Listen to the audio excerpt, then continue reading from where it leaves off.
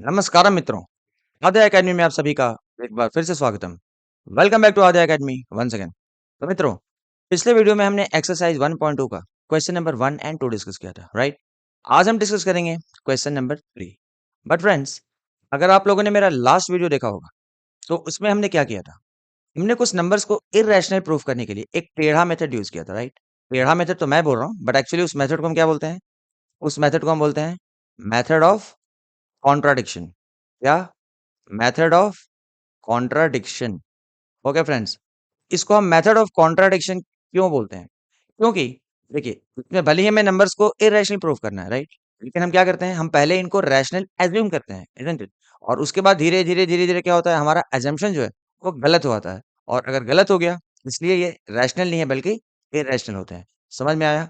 नहीं समझ में आया तो देखिए हम क्वेश्चन सॉल्व करेंगे, बहुत इजी तरीके से आप समझ जाएंगे। पहला पार्ट हम कर रहे हैं, ठीक है? 1/√2 को क्या हमें इरेशनल प्रूव करना है। तो as we told you that हमें क्या करना है, पहले लेट 1/√2 इज रैशनल। मतलब हमें ये मान के चलना है पहले कि 1/√2 क्या है, वो एक रैशनल नंबर है। मित्रों, रैशनल नंबर्स क्या होते हैं? देखिए, कोई भी नंबर जिसको हम p बाई क्यू के फॉर्म में एक्सप्रेस करते हैं, राइट? या फिर a अपॉन b, मतलब जो आप चाहो, उसको हम क्या बोलते हैं? रैशनल नंबर बोलते हैं। प्रोवाइडेड कुछ कंडीशंस है क्या? p और q जो है वो क्या होनी चाहिए? They belong to integers, right? दूसरा चीज क्या है, q जो है वो जीरो के इक्वल नहीं होना चाहिए, क्योंकि अगर q जीरो के इक्वल हो गया तो डिनोमिनेटर में जीरो हो गया, तो फिर ये क्या होगा? अनडिफाइंड हो जाएगा, isn't it? And the next thing was P Q जो है वो क्या होने चाहिए? वो होने चाहिए को prime. Now what is the meaning of को प्राइम? देखिए, को प्राइम नंबर्स क्या होते हैं? दोज नंबर्स जिनका सिर्फ एक ही कॉमन फैक्टर हो, क्या? Only one. वन के अलावे अगर कुछ भी कॉमन फैक्टर्स इनके हो गए तो फिर ये क्या हो जाएंगे? They will not be coprime anymore. Are you getting? तो क्या है, पी और क्यू को प्राइम होने चाहिए। Okay, let's go ahead. हमने क्या एज्यूम किया है? Let 1/√2 is rational. मतलब मैं इसको ऐसे लिख सकता हूँ कि 1/√2 is equal to P upon Q, isn't it? अगर मैं इसको क्रॉस मल्टीप्लाई करूं तो √2p is equal to Q, isn't it? और I can say that √2 is equal to Q upon p। Are you getting friends? ये क्या है, p इधर मल्टीप्लाई था ना, इधर आएगा तो डिवाइड हो गया। तो √2 क्या मिला हमें मित्रों? मिला क्यू अपॉन p। चलिए मैं एक लाइन ड्रॉ करता हूँ, इसको वापस से लिखता हूँ। क्या मिला हमें friends? √2 is equal to Q upon p। अब आप देखो फ्रेंड्स, ये कितना कैसा एक्सप्रेशन मिला हमें, देखो। √2 is equal to Q upon p। Now what do you think about q and p? देखिए, क्यू क्या है? Q is an integer, isn't it? हमने पहले अज्यूम किया है कि p एंड q दोनों क्या इंटीजर है, और p भी क्या है? एक इंटीजर है।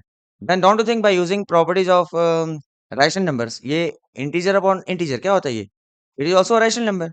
मतलब कि q अपॉन p जो है ना फ्रेंड्स, वो क्या हो गया? वो एक रैशनल नंबर हो गया, इजंट इट? और टू √2 के बारे में क्या ख्याल है? Don't you think that √2 is irrational? हमें पहले से ही पता है कि √2 जो है वो है एक इरेशनल नंबर। तो मित्रों, यहाँ पर मैं क्या करने की कोशिश कर रहा हूँ, मतलब हम किस सिचुएशन में आ गए हैं? We are trying to say that irrational number is equal to rational number. Is it possible? हम क्या करना चाह रहे हैं? दैट एक इरेशनल नंबर जो है वो क्या है? वो एक रैशनल नंबर के इक्वल है। नाउ डू यू थिंक ये पॉसिबल है?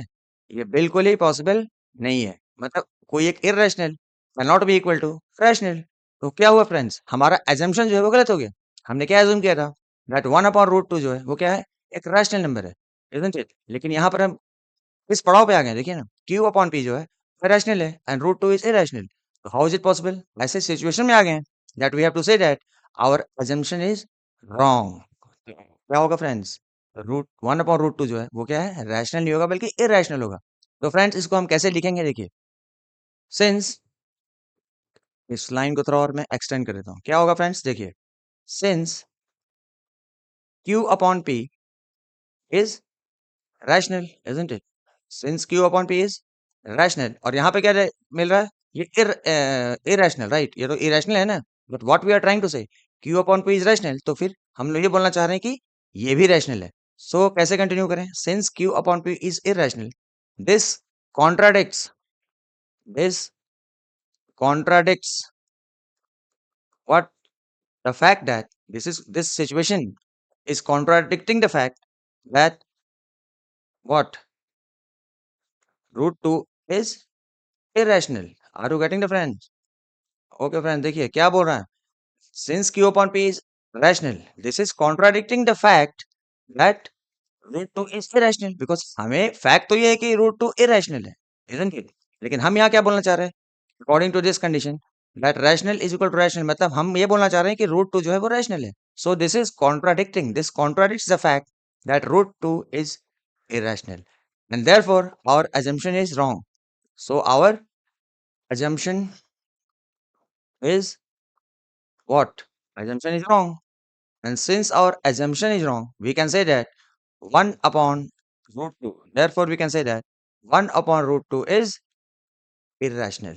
Are you getting friends? क्योंकि हमने assume क्या किया था कि 1 upon root 2 rational. Because of this condition, क्या हो रहा है? 1 upon root 2 rational नहीं है, so क्या होगा? ये irrational हो जाएगा.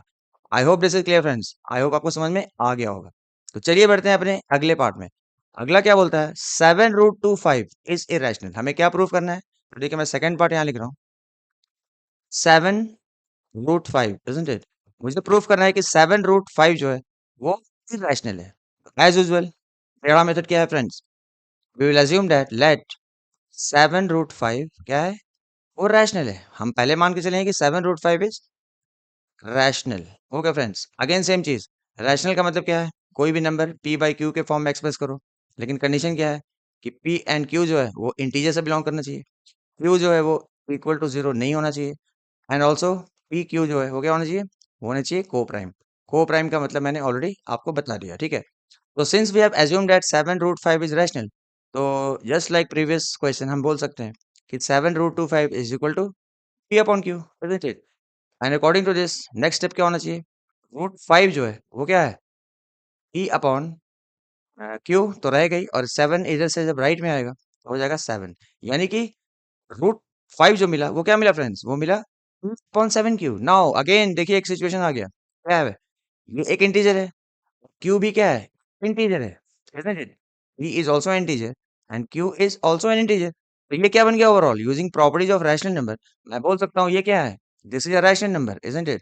This is a rational number, isn't it? लेकिन अगर आप लेफ्ट में देखें तो क्या है फ्रेंड्स? लेफ्ट में है रूट 5, और रूट 5 सबको पता है वो क्या होता है?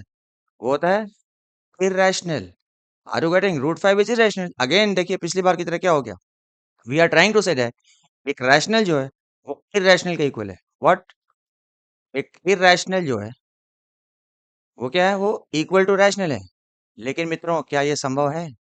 इज इट संभव? No, it is not possible. Irrational can not be equal to rational. अगेन हम लास्ट में क्या लिख सकते हैं फ्रेंड्स? वाह, जस्ट लाइक प्रीवियस वन. देखिए लाइन ड्रॉ कर रहा हूँ.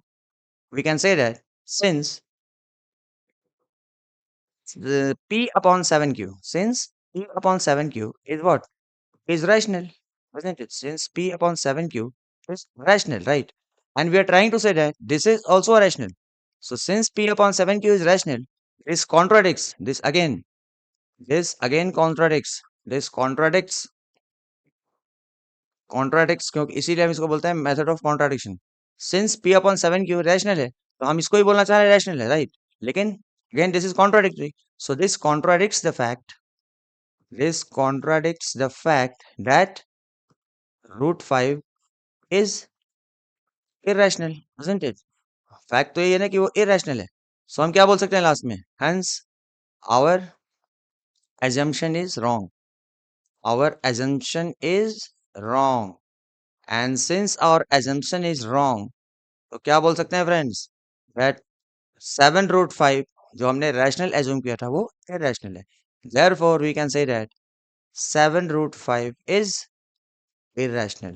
I hope this is clear friends. काफी इजी तरीके से हमने इसको सॉल्व कर लिया, isn't it? चलिए अब इसके लास्ट पार्ट में चलते हैं. लास्ट पार्ट क्या है फ्रेंड्स? क्या प्रूफ करना है? 6 प्लस रूट 2. थर्ड पार्ट क्या है? 6 प्लस रूट 2 को हमें इरेशनल प्रूफ करना है. तो मित्रों थर्ड पार्ट में क्या है? 6 प्लस रूट 2. मैं लिख लेता हूं पहले. 6 प्लस रूट 2 इसको हमें क्या करना है? इरेशनल प्रूफ करना है. तो जस्ट लाइक अदर क्वेश्चंस हम टेढ़ा मेथड यूज करेंगे. क्या है वो? लेट, पहले हम एज्यूम करेंगे कि ये रैशनल है.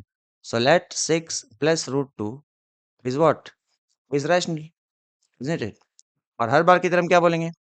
अगर रैशनल नंबर क्या होता है? रैशनल नंबर होता है p अपॉन q के फॉर्म में, वेर p एंड q जो है वो क्या होना चाहिए? They belong to integer. और नेक्स्ट क्या है? q जो है वो 0 के इक्वल नहीं होना चाहिए. एंड नेक्स्ट क्या है? p, q जो है वो क्या होने चाहिए, दोनों को प्राइम होने चाहिए, इजंट इट? दोनों को प्राइम होने चाहिए। ओके, अभी तक तो आपको समझ में आ गया होगा। अब देखिए, जो हमने एज्यूम किया कि ये रैशनल है, तो मैं क्या कर सकता हूँ, मैं बोल सकता हूँ कि 6 + √2 is equal to P upon Q, isn't it? और I can say that √2 is equal to P upon Q, और 6 को मैं लेफ्ट से राइट में लाऊंगा तो क्या हो जाएगा, ये हो जाएगा -6। और I can say that √2 is equal to, ये अपॉन 1 है तो एलसीएम क्या हो गया, क्यू हो गया, इजंट इट? और ये क्या हो जाएगा, पी माइनस, ये क्यू करना है इंटू क्यू, तो ऊपर भी इंटू क्यू, यानी कि p - 6q। तो फ्रेंड्स देखिए, अभी फिर से हम क्या सिचुएशन में आ गए, देखिए मैं वापस से उसको लिखता हूँ, क्या, √2 is equal to p - 6q upon Q.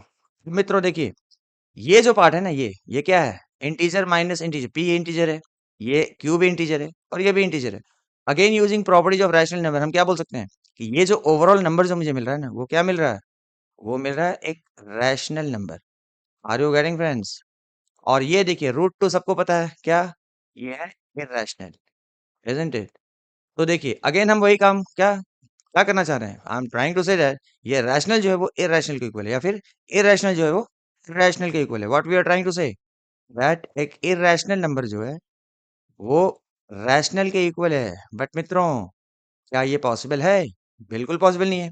Rational can not be equal to rational. तो इससे मित्रों क्या हुआ कि हम ऐसे पड़ाव पे आ गए हैं जहां पर हमारा एजम्पशन जो है ना, वो गलत साबित हो रहा है, isn't it? और सिंस हमारा एजम्पशन गलत साबित हो रहा है, तो फिर क्या होगा मित्रों, 6 + √2 जो हमने रैशनल एज्यूम किया है वो रैशनल नहीं हो सकता है, वो इरैशनल होगा, isn't it? तो चलिए इसको कैसे लिखें, since p - 6q upon q is what, is rational, isn't it? ये तो रैशनल है। अब हम बोलना क्या चाह रहे हैं कि ये रैशनल है, तो फिर ये भी रैशनल है, बट है ये इरेशनल। बट हम बोलना क्या चाह रहे हैं कि ये रैशनल है तो ये भी रैशनल है। So don't think it is contradicting the fact, क्योंकि फैक्ट क्या है, फैक्ट इज √2 इज इरेशनल, और हम बोलना चाह रहे हैं कि √2 जो है अकॉर्डिंग टू सी कि √2 रैशनल है। So this contradicts the fact that √2 is irrational. So last में हम क्या लिखेंगे, this contradicts, this contradicts what, it contradicts the fact, it contradicts the fact that √2 is irrational। तो हम फिर लास्ट में क्या बोल सकते हैं, since it is contradicting the fact, तो we can say that our assumption is wrong, our assumption hence our assumption is wrong, and since our assumption is wrong we can say that therefore ये जो 6 + √2 है क्या है वो irrational है, since our assumption is wrong। तो हमने क्या एज्यूम किया कि ये तो भाई रैशनल है, लेकिन वो रैशनल नहीं होगा, वो क्या हो जाएगा, इरेशनल। यानी कि 6 + √2 is irrational. Are you all getting friends? तो देखिए कितना इजी तरीके से हमने सारे के सारे क्वेश्चंस को कंप्लीट कर लिया, और इस क्वेश्चन के साथ हमने एक्सरसाइज 1.2 को पूरी तरीके से खत्म कर दिया। ओके फ्रेंड, तो आई होप आपको सारे क्वेश्चन समझ में आए होंगे।